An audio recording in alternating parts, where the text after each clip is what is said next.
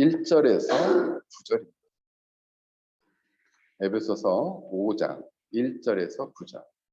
자, 우리 다 함께 같이 읽겠습니다. 시작. 그러므로 사랑을 받는 자녀같이 너희는 하나님을 본받는 자가 되고 그리스도께서 너희를 사랑하신 것 같이 너희도 사랑 가운데서 행하라. 그는 우리를 위하여 자신을 버리사 향기로운 제물과 희생 제물로 하나님께 드리셨느니라. 혼맹과 온갖 더러운 것과 탐욕은 너희 중에서 그 이름조차도 부르지 말라. 이는 성도에게 마땅한 바니라. 누추함과 어리석은 말이나 희롱의 말이 마땅치 아니하니 오히려 감사하는 말을 하라.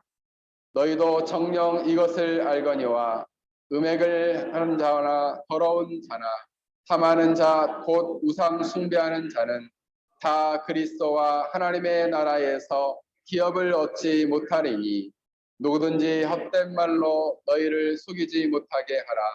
이로 말미암아 하나님의 진노가 불순종의 아들들에게 임하나니 그러므로 그들과 함께하는 자가 되지 말라.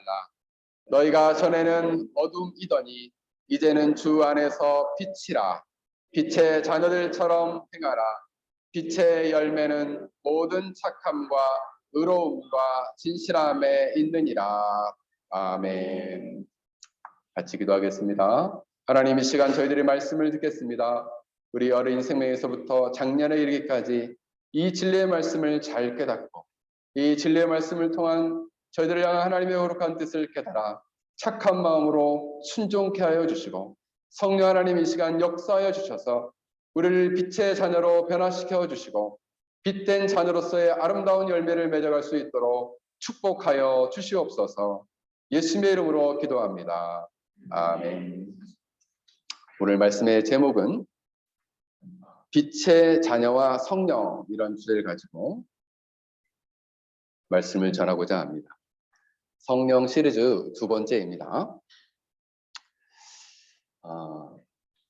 여러분들 오늘 이렇게 자녀들과 함께 오랜만에 이렇게 아빠들이 오셔가지고 함께 이렇게 예배를 드리는 분들이 계신데 자녀를 보면서 또 이 페낭까지 보내가지고 유학을 시키는 이유가 있으리라 생각을 합니다.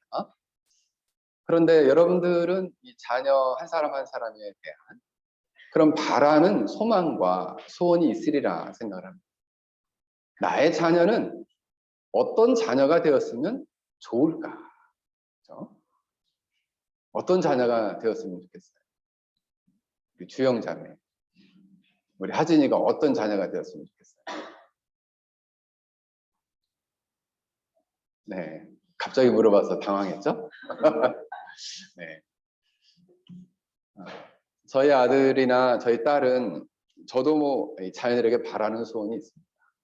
그래서 물론 이제 뭐 세상에서 정말 떵떨거리며 잘 나가는 그런 자녀를 사실은 저는 원하는 것은 아니에요. 저의 소원은 저희 자녀들이 일생토록 하나님과 동행하는 게 소원이고, 그리고 하나님을 어디에 있든지 늘 굳게 의지하며 하나님을 경외하며 하나님의 나라와 영광을 위해서 조금이나마 기여하는 인생을 산다면 전 더 이상 바랄 것이 없습니다.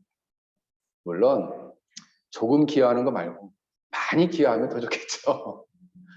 그래서 저희 아들이 지금 군대 지피에 들어가 있는데 추운 그 지피에 들어가서 지금 보초를 쓰고 있습니다. 그래서 지금 2달간 지금도 한국이 춥다고 하면 걱정이에요. 이 추운 날씨에 보초를 쓰느라고 야간 근무를 하면 얼마나 고생을 할까, 초소에서. 그러면서 한 가지 또 바람은 강하게 훈련받아가지고 하나님 나라의 귀한 일꾼으로 헌신했으면 참 좋겠다라는 게 제 바람이에요. 네. 이처럼 부모라면 자녀들에게 바라는 소원이 있습니다. 마찬가지로 하나님이 우리의 영적인 부모라면 그 자녀들에게 바라는 소원이 있지 않겠어요? 너희들은 어떤 자녀가 되면 좋겠는가? 오늘 성경을 보니까 너희들은 빛의 자녀가 되라, 이렇게 말씀하고 있어요. 어떤 자녀가 되라고요? 빛의 자녀가 되라. 하진아, 어떤 자녀가 되라고? 그렇지. 빛의 자녀가 되라. 아주 잘했어요. 빛의 자녀가 되라. 오늘 성경에 보면은 이 빛의 자녀는 어떻게 되는 것인가? 빛의 자녀는 어떻게 되는 것인가? 8절이 매우 의미심장합니다. 너희가 전에는 어둠이더니 이제 주 안에서는 빛이라. 빛의 자녀들처럼 행하라. 전에는 어둠이었다. 이제는 주 안에 빛이라. 이렇게 말씀하고 있어요. 그러면 전과 이제 그 중간에는 뭐가 있는 겁니까? 어떻게 전에는 어두움이었는데 어떻게 갑자기 빛이 되었습니까? 주 안에서 어떻게 하면 빛이 될 수 있습니까? 이거 잘 들어야 되겠지?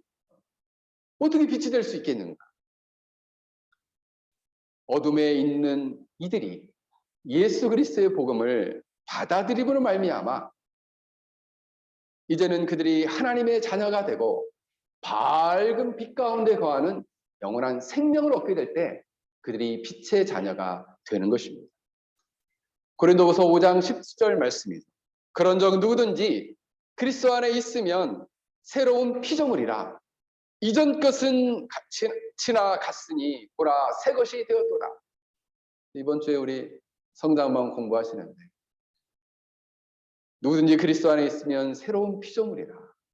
이전 것은 지났으니 보라 새 것이 되었도다. 이렇게 제가 강의를 했더니 이전 것은 지났는데 여전히 옛 것이 있습니다. 이렇게 고백을 하셨어요. 그런데 빛의 자녀는 이제 새로운 피조물이 되었다. 새 것이 되었다 말씀하고 있습니다.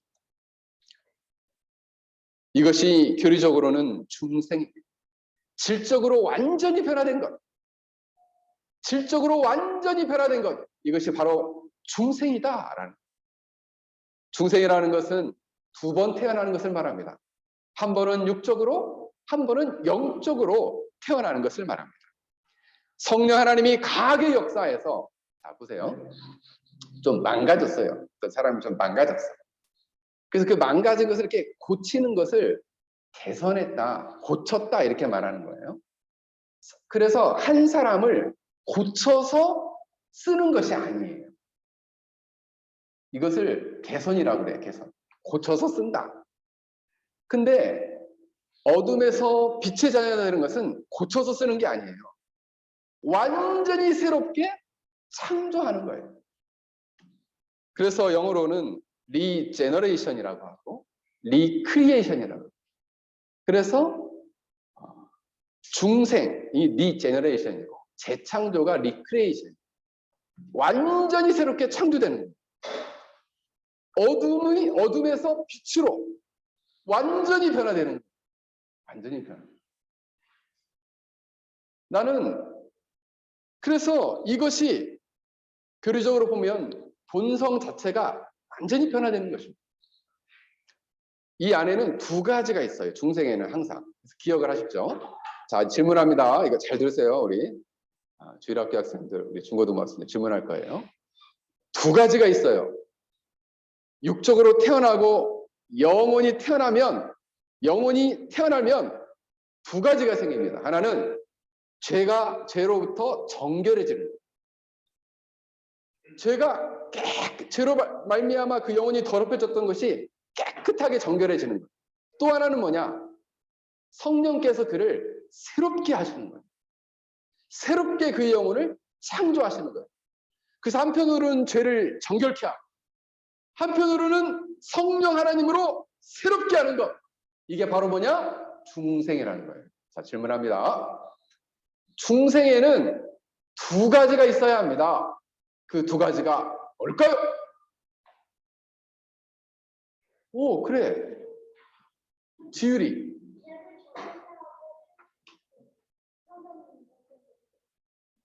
두 번째 글을 잘 얘기해.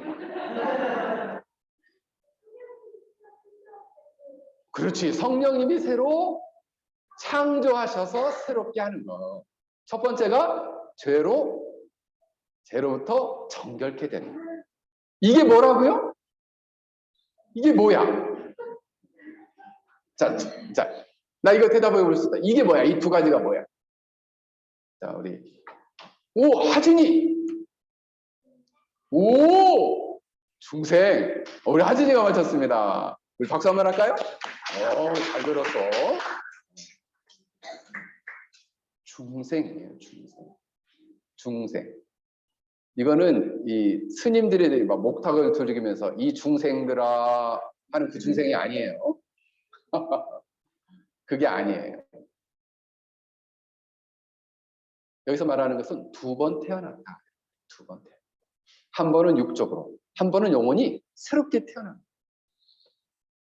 이렇게 새롭게 태어난 사람이 빛 안에, 주 안에 너희는 빛이라. 주 안에서 빛이라. 빛이 된 거예요. 이 말은 뭐냐면 너희는 빛을 받고 있는 사람이다. 이것도 아니에요. 너희는 빛이 들어온 사람이다. 이것도 아니에요. 빛을 받고 있는 것도 아니고 빛이 들어온 사람도 아니고 뭐냐 너희는 주 안에 빛이다. 빛이래요. 빛. 고린도후서 4장 6절 굉장히 중요한 말씀인데 이 빛이 과연 뭐냐? 고린도후서 4장 6절에 명확히 말씀해 주고 있어요. 어두움에서 빛이라 말씀하셨던 그 하나님께서, 자, 어두움에서 빛이라 말씀하셨던 그 하나님께서 어두움에서 빛이라라고 말씀하셨던 건 언제를 말하는 거냐면 창조의 빛이에요. 그래서 창세기 1장 2절에 보면 흑암이 깊음 중에 있다라고 할 때 그 흑암은 어둠을 말합니다. 그래서 깊은 어둠을 말해요. 그 깊은 어둠 가운데 3절에 빛이 있으라 하셨다. 창조의 빛을 말해요. 또 하나의 빛은 그 하나님께서 예수 그리스도의 얼굴에 있는 하나님의 영광을 아는 빛을 우리 마음에 비추었느니라. 다시 말씀 읽겠습니다. 그 하나님께서 예수 그리스도의 얼굴에 있는 하나님의 영광을 아는 빛을 우리 마음에 비추셨느니라. 자, 이제 질문합니다. 하나님께서 우리 마음에 비추신 빛은 어떤 빛일까요?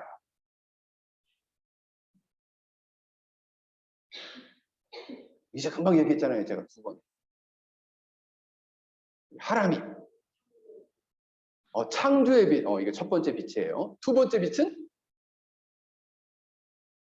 좀 길죠. 예수 그리스도의 얼굴에 하나님의 영광을 아는 빛. 예수 그리스도 얼굴에 있는 하나님의 영광을 아는 빛. 좀 어렵습니다.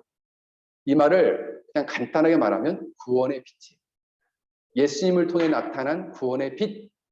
그 구원의 빛을 우리에게 비춰 주셨다라는 거예요. 그 빛을 받고 예수님을, 그 복음을 마음에 영접한 사람은 주 안에 빛이다. 너희는 빛의 자녀가 되었다. 라고 오늘 말씀에 선포하고 있는 것입니다. 우리를 덮었던 영적인 무지의 어두움이 물러나게 된 거예요. 영적 무지라는 것은 난 도무지 모르겠어요 라고 했던, 그래서 무슨 설교를 들어도 대답은 똑같아요. 제가 이제 질문을 하면은 이런 친구들이 있어요. 잘 모르겠습니다. 언제 그러면 알게 된다. 왜 자꾸 모르겠다고 그럴까요? 몰라서. 네. 모르는 것을 다른 말로는 무지하다 이렇게. 그런데 이 그리스도의 얼굴을 아는 하나님의 영광의 빛이 비추게 되면 그 무지가 물러나게 됩니다. 예수 그리스도를 통해서 우리에게 구원이 왔구나라는 것을 알게 된다는 거예요. 그게 다른 말로는 구원의 빛이, 구원의 빛. 그래서 지성적으로는 예수 그리스도를 통해 나타난 이 복음에 대해서 알아가는 거예요. 그게 빛의 자녀의 지성 안에서 일어나는 변화예요. 그래서 요한복음 17장 3절에 보면 영생은 무엇이냐?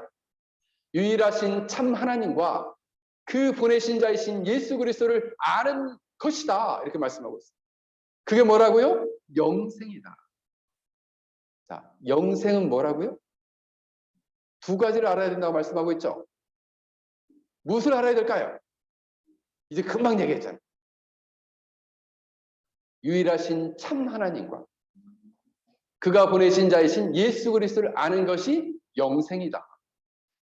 복음의 빛이 비치면, 구원의 빛이 비치면, 그리스도의 얼굴을 통해 나타난 하나님의 영광이 비치면 누구를 아는 거예요?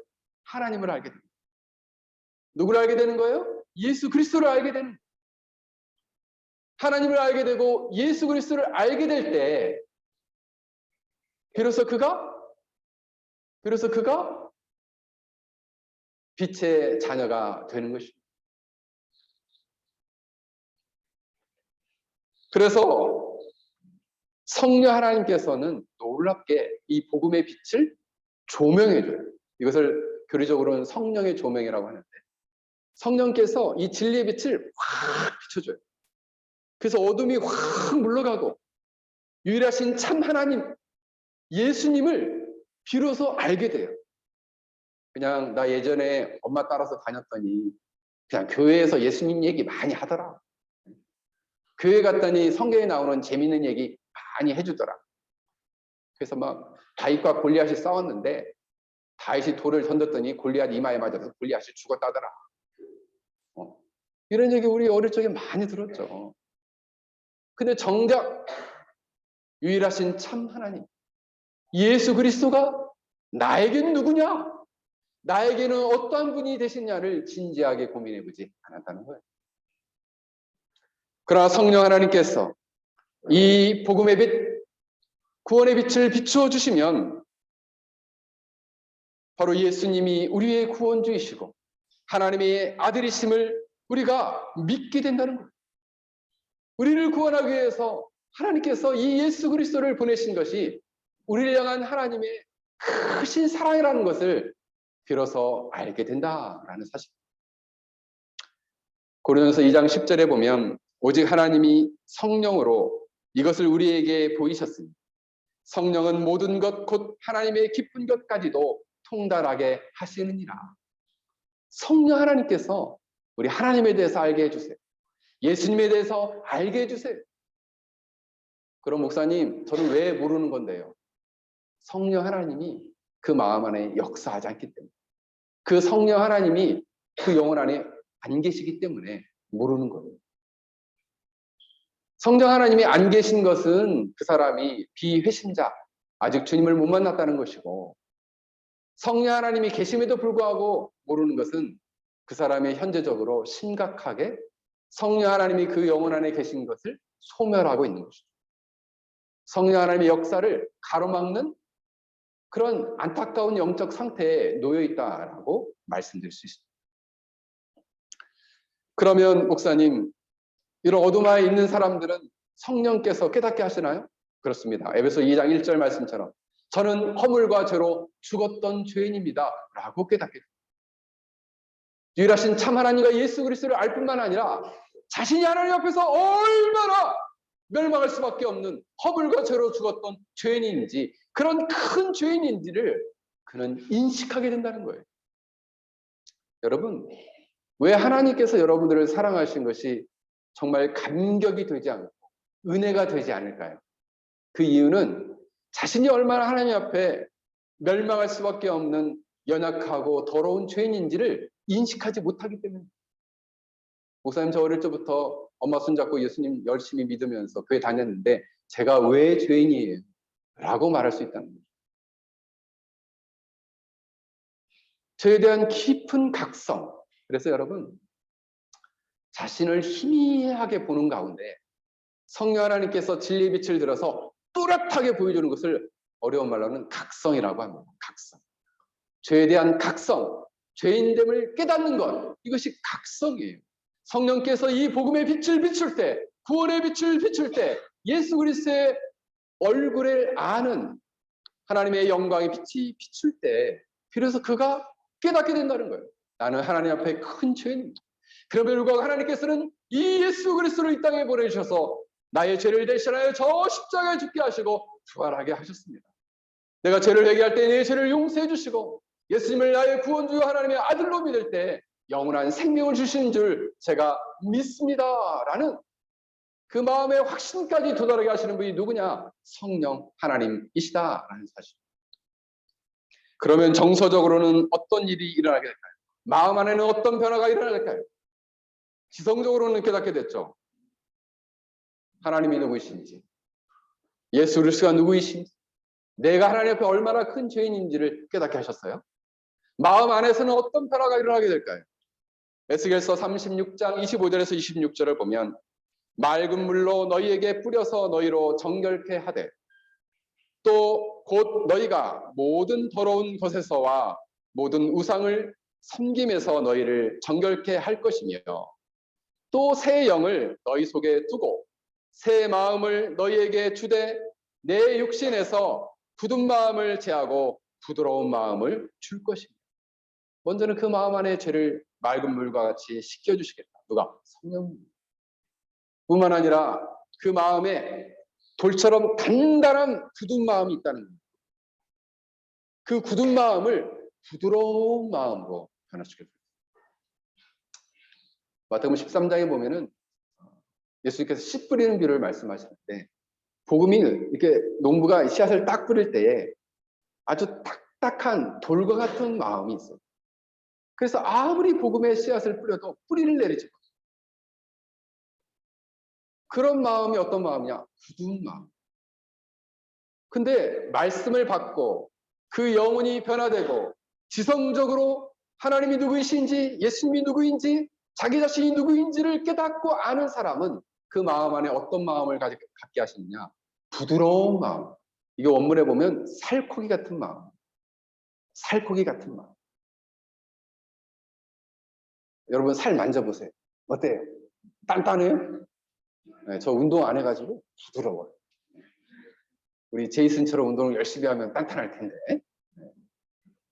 근데 성경에서는 그 부드러운 마음이 살코기와 같은 마음. 그래서 하나님의 말씀을 들으면 그 말씀이 그냥 칵 하고 신겨져요. 땅이 너무 부드러워서 그냥 말씀을 가볍게 던져도 마음에 딱 꽂혀요. 그래서 그 말씀에 순종하는 마음을 갖게 되는 거죠. 자, 여러분 마음 어떻습니까? 부드러워요? 딱딱해요? 어떤 것 같아요? 아, 부들부들해. 그렇습니다.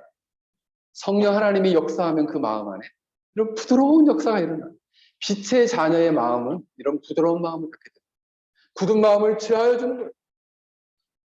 더 이상 죄가 없어지고 정결케 되는 것입니다. 그런 의지적으로는 어떤 일이 일어나게 될까요? 의지적으로는 사랑 가운데 행하며 빛 가운데 행하며 빛의 열매를 맺고자 의지적인 노력과 의지적인 마음과 선한 의지를 갖는다는 사실입니다. 그런데 목사님, 빛의 자녀가 되기 전에 어둠의 자녀로 있게 되면 어떤 일이 일어나게 되나요? 오늘 3절부터 7절까지 이 어둠의 자녀에 대해서 말씀하고 있습니다. 오늘 성경은 뭐라고 말씀하고 있나요? 3절을 보면 음행과 온갖 더러운 것과 탐욕을 가진 자가 어둠에 있는 자다 말씀하고 있습니다. 음행은 원문이라는 단어에 보면은 포르네이아라는 단어인데 성적인 타락을 말합니다. 그래서 성적인 범죄를 말해요. 이런 자들은 어둠 아래 있는 자다라고 말씀하고 있습니다. 당시 에베소 교회는 우상 숭배, 그리스의 많은 우상들, 여신들을 섬기면서 성적인 타락을 하게 됐어요. 너희들이 빛의 자녀인데 어떻게 어둠으로 되돌아갈 수 있느냐라고 경고하고 있는 장면입니다. 두 번째로는 온갖 더러운 것. 이 더러운 것이라는 단어는 원문에 보면 죽은 사람에서 죽은 사람의 썩은 시체라고 말하고 있습니다. 죽은 사람의 썩은 시체, 이 시체가 썩으면 아주 악취가 나게 되죠. 그것을 더러운 것이라고 표현하고 있습니다. 그래서 이것은 잘못된 생각, 부정한 생각, 그리고 잘못된 종교의 이념, 정욕, 그리고 모든 형태의 더러움, 특히 말로써 말하는 누추하고 더러운 말, 어리석은 말, 무의미한 잡담, 점잖지 않은 농담, 이런 것들조차도 어둠의 자녀들이 쓰는 것이다. 세 번째로 버려야 할 것은 탐욕이라 말합니다. 탐욕이 굉장히 중요합니다. 탐욕이라는 단어는 플레오넥시아라는 단어가 쓰였는데, 이것은 뭐냐 하면 자신에게 주어진 것 이상을 소유하기를 원하고 이것을 누리려고 하는 잘못된 욕구를 말합니다. 그런데 여러분, 누가복음 12장 16절에 보면 한 부자가 나오는데, 자신에게 많은 물질이 주어지자 이것을 두고 쾌락을 위해서 이 물질을 쓰고자 했어요. 이것이 바로 탐욕입니다. 탐욕. 그런데 여러분, 탐욕이라는 것은 궁극적으로 나에게 주어진 어떠한 물질이나 소유 때문에 하나님과의 관계를 멀어지게 하는 겁니다. 그것이 바로 욕심이자 탐욕입니다. 왜냐하면 돈을 사랑하는 것. 근데 돈을 사랑한 나머지 하나님과 나의 관계를 멀어지게 한다. 그건 탐욕입니다. 돈이 주는 많은 유익, 돈이 주는 많은 편리함 때문에 하나님으로부터 점점점 멀어진, 그건 탐욕이에요. 그래서 요즘 한국의 젊은이들 사이에서는 이런 말이 유행한다고 합니다. No money, no honey. 돈이 없으면 사랑하는 사람을 못 만난다, 이런 말이에요. 사랑도 못한다, 이런 말. 그러니까 너가 좋은 여자를 만나서 행복하게 살려면 돈이 있어야 된다. 돈이 최고다, 이런 거죠. 이게 세상 사람들이 가지고 있는 기준. 요즘 젊은 사람들이 가지고 있는 생각. 그 중심에는 뭐가 있어요? 탐욕이 있다.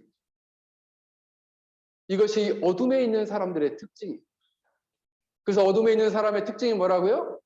No money, no honey. 그런데 성경은 이 모든 사람, 이 세 가지 종류의 사람을 합쳐서 뭐라고 얘기하냐면 우상 숭배자다. 너희는 하나님의 나라와 그리스도의 나라를 기업으로 얻지 못한다. 성경은 말씀하고 있습니다. 명확히 말하고 있어요. 어떤 자? 음행하는 자. 어떤 자? 모든 더러움을 가운데 있는 자. 또 어떤 자? 탐욕하는 자. 너희는 다 우상 숭배자고 하나님의 나라와 그리스도의 나라에 들어가지 못한다. 그 기업을 얻지 못한다. 성경은 분명하게 말씀하고 있습니다. 그러면 그들 가운데는 뭐가 임하는데요? 그들은 불순종의 아들들이요 하나님의 진노가 그들 가운데 임한다. 성경은 명백하게 말씀하고 있습니다. 아유, 그래도 목사님, 저 돈은 못 버리겠더라고요. 하나님도 사랑하고 돈도 사랑하면 안 되나요? 안 됩니다. 그래서 성경은 예수님은 두 주인을 섬길 수 없다 말씀하고 있어요. 그 주인 중에 하나가 뭐예요? 돈이라고 말씀했어요. 물질이라고 말씀했어요. 사랑하는 성도 여러분, 우리는 빛의 자녀입니다. 그러므로 어둠의 자녀들이 가지고 있던 것을 버려야 합니다. 우리는 지성적으로나 정서적으로나 의지적으로 죄로부터 깨끗해지고 성령으로 말미암아 새로운 피조물이 되어야 합니다. 이전 것은 지났으니 보라 새 것이 되었도다 라고 고백해야 한다는 것입니다. 여러분들이 이처럼 총체적으로 변화되기를 소망해야 합니다. 이 총체적인 변화, 질적인 완전한 변화, 이 변화는 바로 성령 하나님에 의해서 어둠의 자녀에서 빛의 자녀로 완전히 변화되는 것은 성령의 역사에 의해서 가능하다는 거예요. 그럼 목사님, 변화되기를 원하는 사람은 무엇을 의지해야 될까요? 성령의 역사를 의지해야 돼요. 성령님 제발 나 좀 변화시켜 주십시오. 제발 우리 가족 중에 누구누구 좀 변화시켜 주십시오라고 여러분 기도 좀 해보세요. 어둠 가운데 가족 중에 한 사람이라도 있다고 생각해 보십시오. 어둠의 자녀 속에 살아가요. 그러면은 그 어둠의 자녀로 살아가서 하나님의 진노를 받아서 결국에는 하나님의 나라와 그리스도의 나라를 기업으로 얻지 못한 채 영원한 심판에 떠들 것이 명백하게 보이는데도 그래 잘한다. 너는 네 인생 살고 그리고 죽어도 네가 스스로 인생을 책임지고 나는 예수님 잘 믿고 나만 천국 가야겠다. 그럼 여러분 마음이 편하시겠어요? 그렇잖아요. 여러분의 아내, 여러분의 남편이 아직까지도 이 어둠 가운데 있다면 어떻게든지 복음을 듣고 복음의 빛이, 구원의 빛이 그 영혼 가운데 비쳐 그 사람이 주 안에 빛이 되고 빛의 자녀가 되도록 성령 하나님께서 강하게 그들 가운데 역사하도록 기도해야 되지 않겠습니까? 그래서 우리 penang연륜교회에 속한 모든 성도들, 또 여기 계신 우리 선생님들의 모든 가정 가운데 이런 빛의 자녀로 변화되는 놀라운 역사가 있기를 주의 이름으로 간절히 축원합니다. 그렇다면 이 빛의 자녀는 그냥 가만히 아무런 변화 없이 살아가게 되는 것입니까? 놀랍게도 이 빛의 자녀들은 열매를 맺는다 말씀하고 있습니다. 여러분, 생명이 있으면 열매가 싹 트는 것이죠. 생명이 있으면 싹이 나고 꽃이 피고 열매를 맺는 것입니다. 그럼 목사님, 싹도 안 나고 꽃도 안 피고 싹이 안 났으니 꽃이 안 피겠죠. 당연히 꽃이 안 피니 열매를 맺을 수가 없겠죠. 그래서 싹이 전혀 오랫동안 땅을 지켜봤는데 싹이 안 나요. 그럼 둘 중 하나입니다. 아직 싹이 날 때가 안 됐든지 아니면 그 안에 있는 씨앗이 죽었든지 둘 중 하나예요. 생명이 있다면요 어떻게 돼요? 반드시 싹이 나야 됩니다. 근데 오늘 성경은 싹이 날 뿐만 아니라 열매를 맺어야 됩니다. 그 열매를 맺어야 됩니다. 그래서 놀랍게도 이 바울은 이 에베소서에서 이 장면을 무엇에 비유하냐면 이렇게 마치 한국에서 넓은 들판에 가을에 쨍쨍한 햇빛이 내리쬐는데 거기에 막 노릇노릇 황금빛처럼 익어가는 그런 곡식들을 놀랍게 이렇게 대비시키고 있어요. 빛의 열매가 있다는 거예요. 그 빛의 열매를 반드시 맺어야 된다. 어둠의 일은 열매가 없다. 오늘 성경 말씀하고 있어요. 어둠의 일은 열매가 없다. 그러나 빛은 열매가 있다는 거예요. 그 첫 번째 열매는 어떤 열매인가? 빛의 자녀라면 마땅히 이 세 가지 열매를 맺어야 되는데 첫 번째 열매는 모든 착함의 열매다. 착함. 그래서 all goodness예요. goodness. all goodness. 그러니까 모든 착함. 원문에 보면 모든 선함, 모든 선 이렇게 표현할 수 있어요. 그래서 이것을 조금 더 풀어 설명하면 모든 착함, 모든 선, 모든 선함 이것은 행동으로 나타나는 사랑을 말해요. 행동으로 나타나는 선한 일을 말해요. 그래서 데살로니가전서 5장 15절에 보면 여기에 보면 그리스도 예수 안에 있는 하나님의 뜻 네 가지가 명백히 나오는데 첫 번째가 뭐냐면 항상 선을 따르라. 그리고 항상 기뻐하라. 쉬지 말고 기도하라. 범사에 감사하라. 근데 여기에서 첫 번째가 뭐냐면 항상 선을 따라 행하라. 근데 우리가 뒤에 거 세 개를 외우는데 앞에 거 하나는 잘 기억을 못해요. 우리 어릴 적에 잘못 암송을 해가지고 그 앞에 것도 암송해야 되는데 항상 기뻐하라부터 암송. 그 앞에가 뭐가 있냐면 항상 선을 따라 행하라. 그게 있어요. 그게 예수 그리스도 안에 있는 하나님의 뜻이에요. 여러분, 근데 그 앞에 보면 누가 누구에게든지 서로에 대하여 모든 사람에게 대하여 항상 선한 의지를 가지고 선을 따라 행하라는 거예요. 누구에든지 그 누구에든지는 심지어 악으로 갚지 말고 이렇게 말하고 있어요. 그건 뭐예요? 악한 사람에까지도 선을 행하라는 거예요. 어려운 말입니다. 되게 어려운 말씀이에요. 여러분, 빛의 자녀 마음 안에는 영적인 변화가 죄와 사망의 법에서 생명과 성령의 법이 심겨지죠. 생명과 성령의 법이 그를 다스리고 그 원리가 통치하게 됩니다. 그래서 그 마음 안에 있는 법은 생명과 성령의 법이에요. 자, 질문합니다. 자, 마음 안에 있는 법이 어떤 법이라고요? 지혜. 마음에 있는 법이 어떤 법이라고? 이제 금방 얘기했는데. 원준이. 오! 좋았어요. 생명과 성령의 법. 그렇습니다. 도윤이 뭐라고? 그게 어디에 있다고?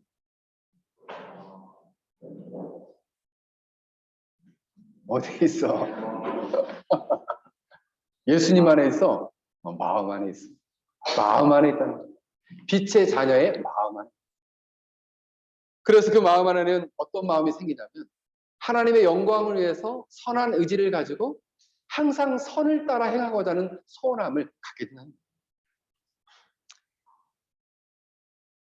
그래서 에베소서 5장 1절 2절을 보면, 오늘 본문 말씀을 보면, 그러므로 사랑받는 자녀같이 너희는 하나님을 본받는 자가 되고 그리스도께서 너희를 사랑하신 것 같이 너희도 사랑 가운데 행하라. 그는 우리를 위하여 자신을 버리사 향기로운 제물과 희생 제물로 하나님께 드리셨느니라. 예수님과 같이, 예수님 우리를 사랑하신 것 같이 너희도 사랑하라 말씀하고 있습니다. 사랑 가운데 행하라. 가정의 부부가 서로 이렇게 사랑하라는 거예요. 부모와 자식 간에 이렇게 사랑을 먼저 실천하라는 거예요. 그러면서 선을 행하라는 거예요. 이런 사람들 있죠. 밖에 나가서는 엄청 잘해줘요, 딴 사람. 근데 가족들은 괴롭혀. 왜 그렇습니까? 그렇죠? 밖에 가서는 엄청 헌신적인데 안에서는 그 누구도 섬기지 않는 사람도 있다는 거예요. 여러분들이 밖에서 사랑을 실천하려면 가정에서부터 해야 된다. 어떤 사람이 이렇게 말을 합니다. 나는 가정을 사랑함으로 내 가족들을 위해서 내 생명을 바치겠습니다. 이런 아빠가 있다고 생각해요. 근데 집에서 엄마의 집안일 한 번도 안 도와줘. 쓰레기통 한 번도 안 비워. 그리고 쉬는 날이면 자기 혼자 친구들 만나서 막 놀러 가. 가족들 다 내팽개치고. 그러면 정말 가족들을 사랑한다 말할 수 있을까요? 자녀들을 엄청 사랑하고 내가 헌신적으로 이를 위한다 생각하면서 정작 자녀들이 고민하는 문제, 자녀들의 비전과 소원에 대해서는 아무런 관심도 없고 점수만 보고 맨날 아이들을 호통치고 야단만 친다면 정말 자녀들을 우리가 사랑하는 걸까요? 여러분, 우리는 작은 일에서부터 이런 선함을 따라 행하고 사랑을 실천해야 합니다. 그래서 우리 엄마들이 애야 너 저 가게 가서 뭐 좀 사와라. 그럼 엄마 말씀을 잘 들어야 돼요. 아유 엄마가 가서 사와. 나도 힘들어. 나 엄마 심부름 잘한다 하는 친구 손들어. 나 엄마 심부름 엄청 잘한다. 오, 그래? 심부름 안 해요, 우리 도현이는? 우리 하진이는 엄마 심부름 한 적 없어? 우리 다니엘은 엄마 심부름 안 해? 할 수 있어? 여러분, 우리 토요일마다 요즘 우리 중고등부 학생들 몇 명 친구가 나와서 열심히 청소하는. 어제도 제가 지붕에 있는 그 물 빠지는 그 통로에 낙엽을 좀 치워야지. 왜냐면 낙엽이 너무 떨어져가지고 거기가 다 막혔거든요. 제가 바깥 일을 해야 되는데 안에서 누가 좀 청소를 도와주면 너무 좋은데. 이렇게 어제도 와가지고 이 교회 청소를 해주니까 제가 바깥 일을 하면서 아이들한테 너무 고마운 거예요. 제가 또 체력이 좀 약하잖아요. 제가 이 밖에 일도 하고 교회 일까지 하면 제가 얼마나 지치겠습니까? 근데 우리 중고등부 학생들이 와가지고 청소를 해주니까 너무 고마워요. 그게 바로 뭐냐? 작은 일에서부터 자기도 토요일날 친구들처럼 농구하면 놀고 싶죠. 그렇지 않을까요? 근데 토요일날 와서 이렇게 목사님 도와주면서 교회 청소하는 게 얼마나 즐겁겠습니까? 응? 그래도 성실하게 이렇게 와서 그 하나님의 그 중심을 아시죠? 이제 우리가 다음 주부터는 성경학교 시작하는데 성경학교 위해서 이제 우리 교인들을 위해서 이제 목장별로도 돌아가면서 이제 식사도 준비하고 설거지도 하고 누가 밥 준비하고 설거지하는 거 기뻐 사는 사람 얼마나 있어요. 우리 집 사람 가끔씩 이렇게 하는 얘기가 있어요. 하루에 한 번만 밥 먹었으면 좋겠다. 3번 말고 한 번만. 한 번만 먹고 살 수 없나. 그 말을 되짚어 보면 밥하는 게 힘들다 이런 말이에요. 그래서 한국에서 요즘 하루 3끼 먹으면 삼식이라고 엄청 욕먹는데, 그래서 남편들이 엄청 아내들 눈치를 보고 산다 그래요. 그런데 이제 이렇게 가끔씩 남편들이 여기 페낭에 오면은 하루에 3번씩, 4번씩 밥 좀 차려주세요. 한국에서 혼자 밥 차리면 얼마나 힘들었겠어요?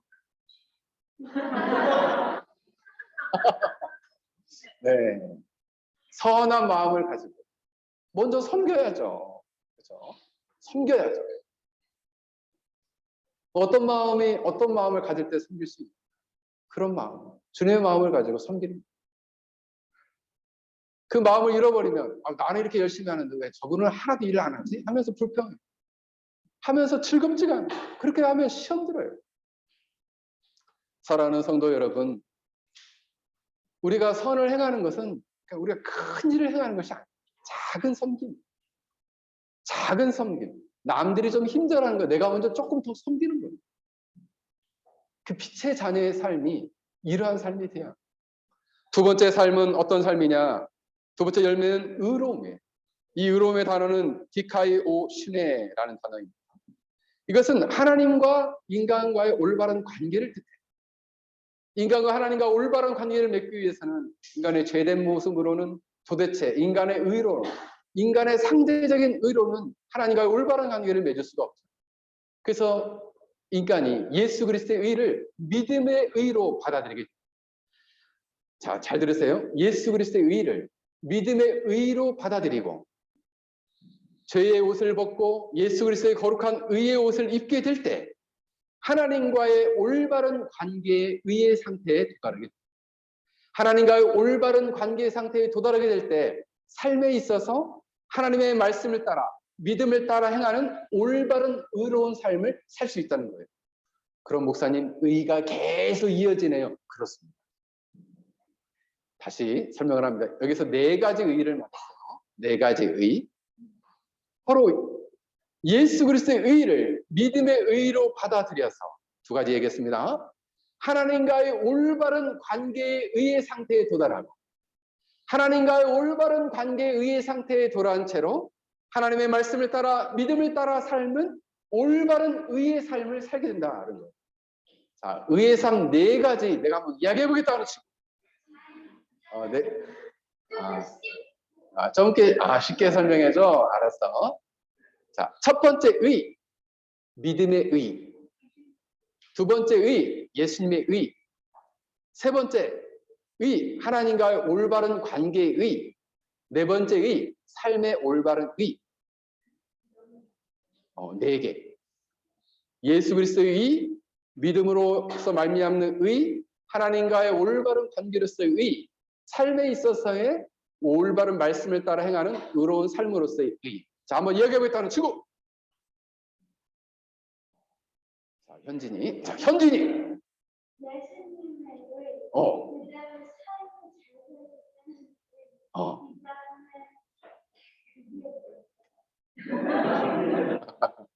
자, 나머지 2개 내가 한번 얘기해볼까? 2개. 유진이.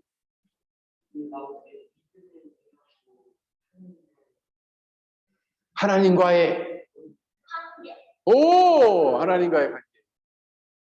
의로움은 이러한 상태에 도달하게 된다는 거죠. 갈라디아서 2장 16절에 보면 사람이 의롭게 되는 것은 율법의 행위로 말미암음이 아니요 오직 예수 그리스도를 믿음으로 말미암은 줄 알므로 우리도 그리스도를 예수로 믿나니 그리스도 예수를 믿나니 이는 우리가 율법의 행위로서가 아니고 그리스도를 믿음으로써 의롭다함을 얻으려 함이라.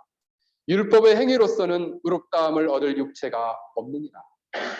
믿음으로 말미암는 의, 예수 그리스도로 말미암는 의를 말씀하고 있습니다. 이것이 절대적인 의예요. 그런데 로마서 14장 23절에 놀라운 얘기를 합니다. 믿음으로 따라하지 아니하는 것은 다 죄이라. 믿음 없이 행하는 모든 것이 죄래요. 믿음이 얼마나 중요한지 알겠죠? 그래서 빛의 자녀들은 이 땅을 살면서 믿음이 삶의 기준이 되고 그리고 말씀이 기준이 되는 삶을 살게 됩니다. 근데 그 중심에는 빛의 자녀가 되려면 예수 그리스도의 의를 믿음의 의로 받아들입니다. 하나님과의 올바른 관계에 도달하게 되고 하나님과의 올바른 관계 안에 있는 사람은 믿음의 삶을 살게 되는데 말씀을 따라 믿음을 따라 살게 된다. 이것이 하나님 보실 때의 의다. 빛의 자녀의 열매로서의 의다라는. 그런데 세상의 많은 사람들은 이런 의를 따라 살지 않고 자기의 의를 따라 산다는 거죠. 내가 좋은 거, 내가 기뻐하는 것이 의다라고 생각하는 것을. 이것을 다른 말로는 상대적인 의라고 합니다. 자기 자신이 절대적 기준이 되는 거예요. 내가 좋으면 좋은 거고, 내가 좋다 판단하면 좋다라고 생각해요. 내가 싫으면 싫은 거고, 내가 좋지 않다라고 판단하면 좋지 않은 것이라고 판단한다는 거예요. 여러분, 중심을 잘 세워야 됩니다. 이것을 요즘 유행하는 말로 말하면 내로남불이에요. 내가 하면 로맨스고 남이 하면 불륜이다, 이런 말이죠. 안 좋은 말인데, 자, 이걸 얘기해 보면 어떤 아빠와 자녀가 있었습니다. 아빠가 애들이 이제 뛰어다니다가 아빠가 이게 바닥에 컵을 놨어요. 그랬더니 애가 지나가다 그 컵을 딱 건드려서 물이 이 땅에 확 부어졌어요. 이때 애한테 소리쳤습니다. 야, 너 눈을 어디다 두고 다녀? 눈 좀 제대로 뜨고 다녀, 크게!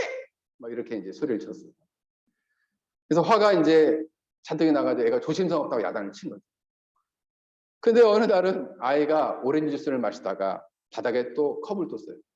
아빠가 그냥 깜짝 이렇게 지나가다 탁 거들어가지고 또 주스가 엎질러졌어. 그러니까 이제는 또 야단을 쳐. 컵을 잘 둬야지. 아빠가 다니는 길에 이렇게 놓으면 어떡하냐? 이게 뭡니까? 모든 기준이 자기예요. 그 왜 그래요? 아직 어둠 가운데 있기 때문에 그래요. 어둠 가운데 있는 사람은 모든 것이 자기의 기준이에요. 그래서 자기를 중심으로 모든 것을 판단하고 옳음을 판단한다. 여러분, 항상 여러분이 어떤 중요한 일을 결정할 때 반드시 하나님께 물어보십시오. 이거 내가 좋아서 하는 거예요? 이거 하나님 뜻이에요? 꼭 물어보세요. 여러분이 좋아서 하면 반드시 필패합니다. 반드시 그 마지막 끝에는 마음이 있을 거예요. 하나님의 뜻을 묵과면요, 반드시 여러분 열매를 거둬요. 그러므로 사랑하는 성도 여러분, 우리는 예수 그리스도의 거룩한 의를 덧니다. 하나님과의 올바른 관계의 의로 나아가면 참된 믿음의 의를 가져야 이 믿음의 의로서 하나님의 말씀의 기준을 따라 의로운 삶을 추구하며 살 수 있기를 주의 이름으로 간절히 축원합니다. 마지막으로 빛의 자녀의 삶은 진실함, 마지막 열매를 맺는다. 진실함의 열매. 이 진실함이라는 단어는 원래 원문에 보면은 알레데이아라는 단어가 쓰였는데 진리라는 뜻이에요. 하나님의 말씀에 비추어진 진실이란 말입니다. 그래서 여러분, 진리를 따라 사는 삶을 진실하다 이렇게 말해요. 그래서 이 진실하다라는 말은 진리를 따라 살기 때문에 거짓이 없고 속임이 없고 그리고 겉과 속이 다르지 않는 삶을 말합니다. 진실한 삶을 말해요.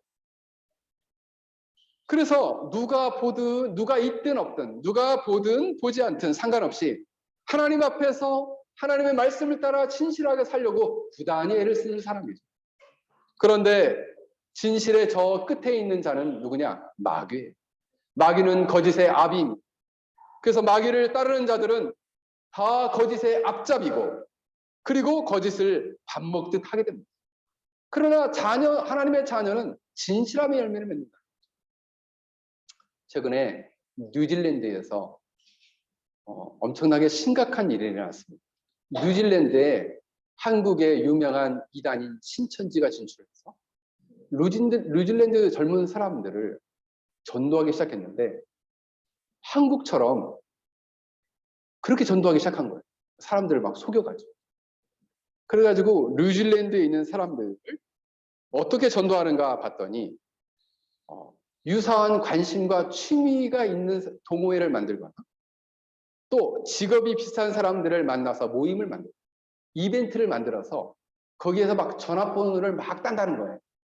그 전화번호를 막 따가지고 한 사람 한 사람 만나서 그 사람들의 친구인 것처럼 가장해서 가장 어려운 고민을 들어주는 것처럼 가장해서 그 사람의 어려운 고민을 해결해 주는 것처럼 접근을 해서 그 사람에게 외부에서 성경 공부를 하도록 계속 한다는 거죠.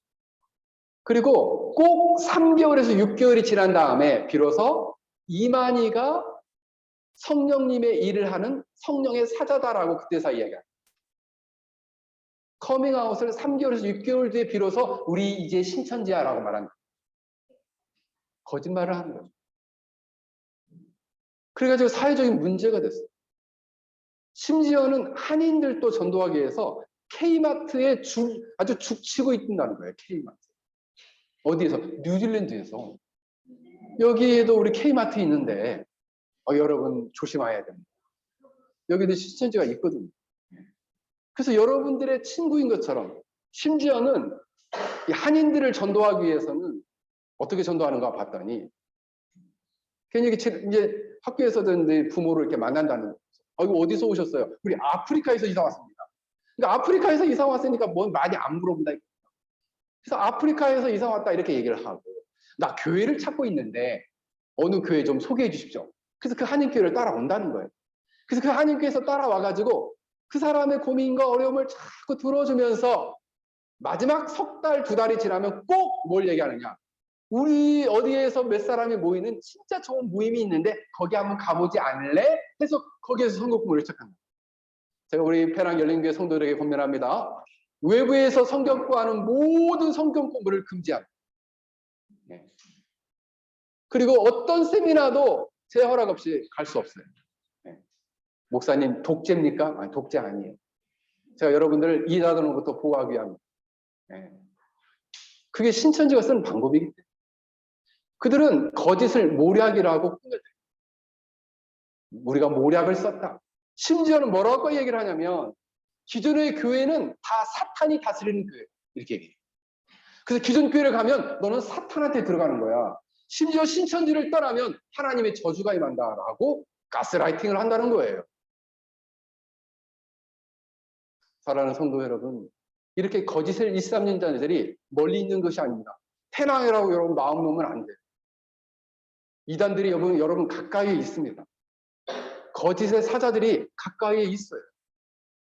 그럼 여러분들은 어떻게 되느냐? 바른 진리에 굳게 서야 합니다. 바른 진리에. 다음 주부터 이제 우리 페낭 열린교회가 주일학교를 하려고 하는데 52주 동안 소기리 문답을 가르치려고 합니다. 웨스터민스터 소기리 문답. 그래서 PPT로 그림을 만들어가지고 지금 가르치려고 제가 고민하고 있습니다. 여러분 저를 위해서 기도 많이 주셔야 돼요.